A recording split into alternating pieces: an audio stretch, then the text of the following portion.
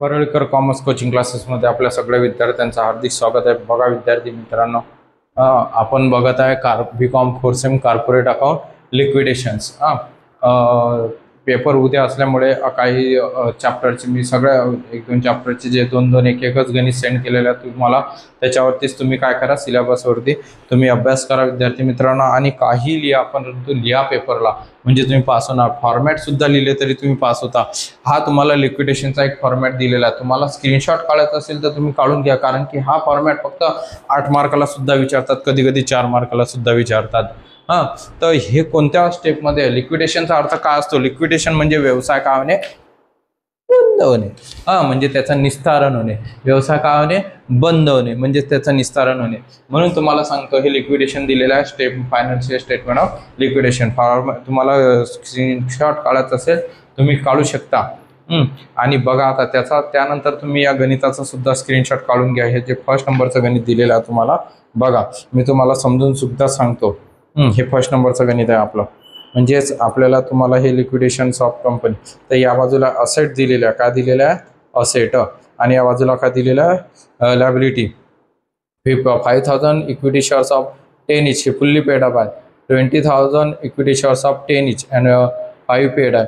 म्हणजे लेस आहेत, म्हणजे याच्यामध्ये कॉलिंग एरर्स येणार आहेत. ते बघा, तिथं कॉलिंग एरर्स दिलेले आहेत तुम्हाला, ते दिसतात. त्यानंतर आता fully secure creditors, fully secure creditors आहेत ना.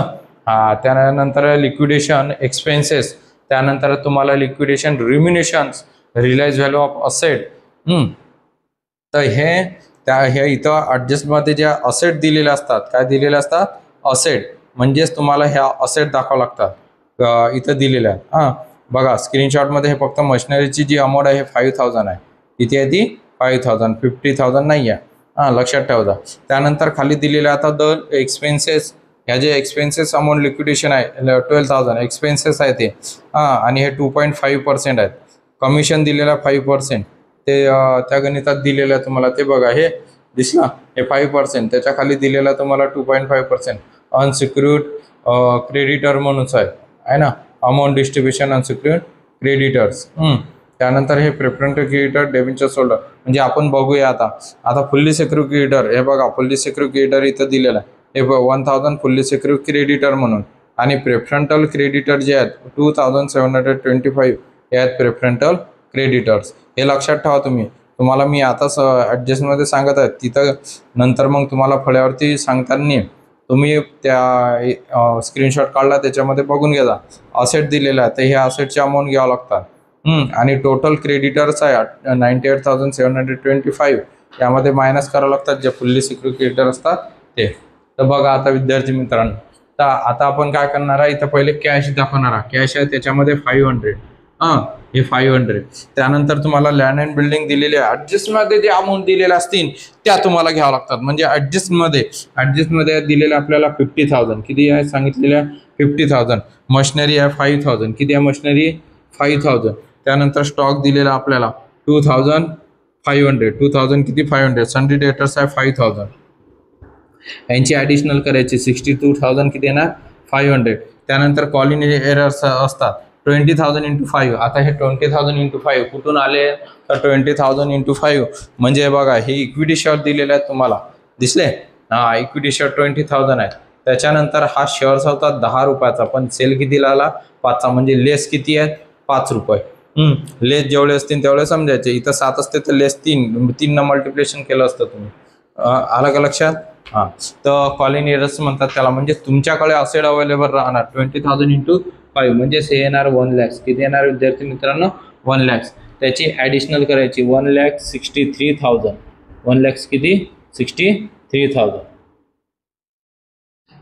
या बाजूला सुद्धा दाखवायची 1,63,000. झालं. त्यानंतर बघा, आता फुल्ली सिक्युर क्रेडिटर म्हणून दिलेले आहेत. आता आपल्याला सगळ्यात पहिले आता आपल्याजवळ अवेलेबल असलेला पैसा, त्याच्यामधून पैशाचं काय करायचं? तुम्हाला वाटप. पैशाची काय करायचे? वाटप. म्हणजे हा असेट आहे आपली. काय आहे ती आपली? असेट. म्हणजे बघा, इथं मी दाखवतो तुम्हाला 1,63,000 है ना. मग फुल्ली सिक्युर क्रेडिटर किती आहेत सांगितले मी तुम्हाला? फुल्ली सिक्युर क्रेडिटर 1,000 आहेत. किती आहेत?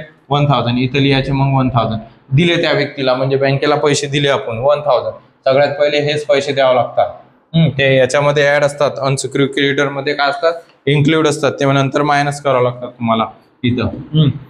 इथं मायनस केले. आता किती राहतात, 1,62,000.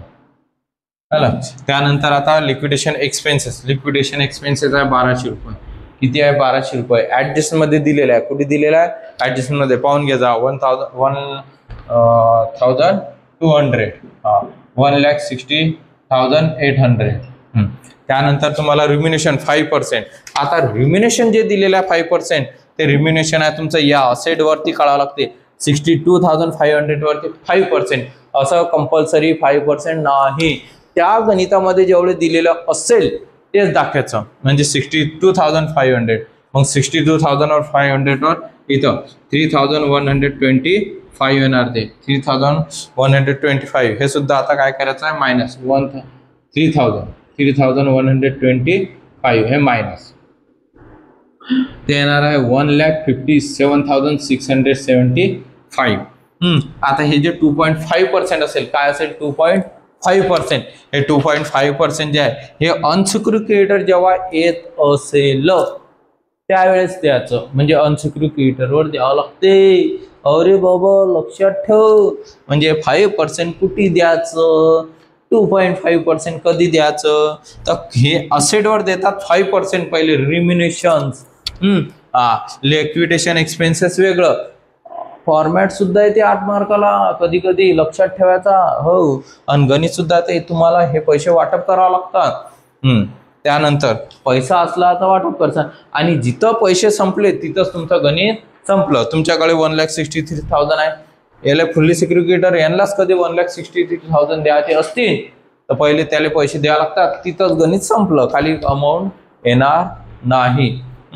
हे गोष्ट लक्षात ठेवायची. जिथं जिथं पैसे देता येतात त्यांना द्यायचे.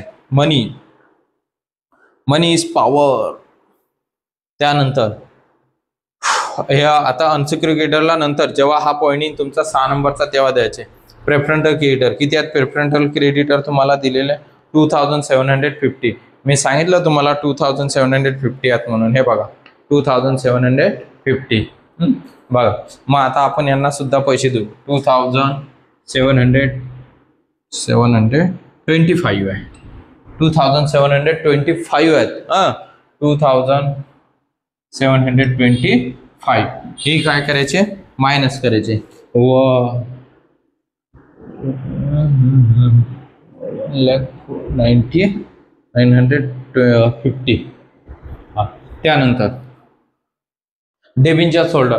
अगर गणितात डेबिंचर्स होल्डर इथं वरते दिलेले असतील लॅबिलिटी बाजूला, कुठे दिलेले असतील, लॅबिलिटी बाजूला दिलेले असतील, तर ते काय करायचे, मायनस. काय करायचे ते, मायनस.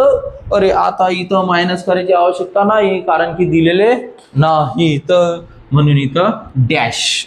इंटरेस्ट असेल तर त्याचा प्लस करायचा, इंटरेस्ट असेल तर प्लस करायचं डेबिंचर्स होल्डर मध्ये. नंतर ती अमाऊंट इथं मायनस करायची या अमाऊंट मधून. हे तुम्ही कुठेही लिहा, मागच्या पेज आन्सर शीटच्या मागच्या पेजवर लिहा, तुम्ही गणित करत आहे तिथं लिहा, काहीच फरक पडत नाही. हे रफ आहे. हे काय दिलेलं आपण, रफ. बघा त्याचे काय, तो पैसा कसा वाटप करत आहे, पैसा किती उरत आहे आपल्याजवळ, ते आपल्याला पैसे देता येतात की नाही देत आहे तेवढं लक्षात ठेवायचं. त्यानंतर डेबिंचर अनसिक्युअर्ड क्रेडिटर.